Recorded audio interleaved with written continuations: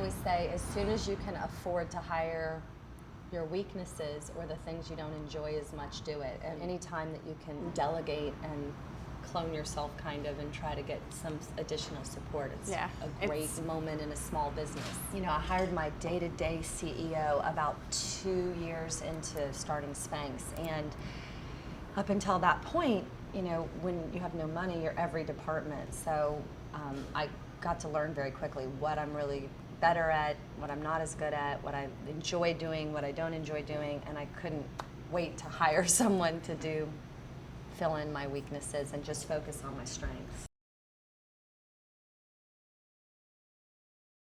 I still have never advertised. Spanx is 11 years old and we've never advertised. And we've never had PR outside of Spanx.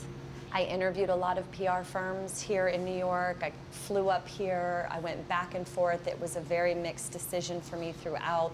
And I just kept coming back that it was better for me to have somebody in-house that I knew really believed in the product and was really passionate about it and wasn't necessarily being paid to tell somebody about it. So in business, I always put myself in the very end person's thought process. So in that, I was thinking, okay, if I'm the newspaper and I get a call from a PR agency that I know has called me for 7 other products in the past and they're being paid by someone to tell me about this, does that impact me more? Or does it impact me more to have someone call me that's super passionate about the product, that either created it or works with the company? And that's just where I net it out. I mean, I know a lot of companies have done amazing things, and I'm a big advocate of PR, whether you get it from an outside firm or yourself. I just happen to do it internally.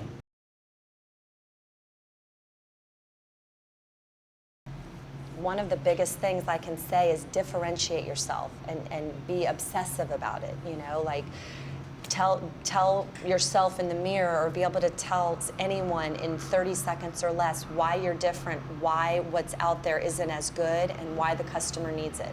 Like, what is the benefit to the customer? On my homepage, I remember, and even in my marketing, all my marketing materials, I tried to be very concise. I had one sheet, and the first paragraph had who I was, and it had a photograph of my face, and you know why I did it. And then the second one was a photograph of the product, and why the product, why I created it, why it's unique, and why there was nothing else like it. And as a customer, you had to buy this one over whatever else. And then I, at the bottom, put where you could buy it. You know, and initially it was like one store. It was like, buy it at Neiman's or in these 3 boutiques in Atlanta or whatever. But I think just being very clear about, you want someone to identify your product, your name, your story, who you are, why you did it, and be compelled to want to try it. I think customers want to be talked to and not talked at. And I think a lot of companies talk at a customer, and it's very sort of glossy speak, and it doesn't seem real. And from day one, I never tried to hide that I was the girl in my apartment with the red backpack.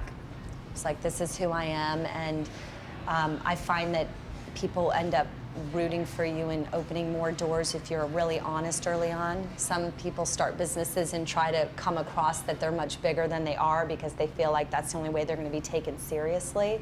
But if you know your product's great and you know why you made it, you don't have to apologize for being out of your home or your apartment or being small.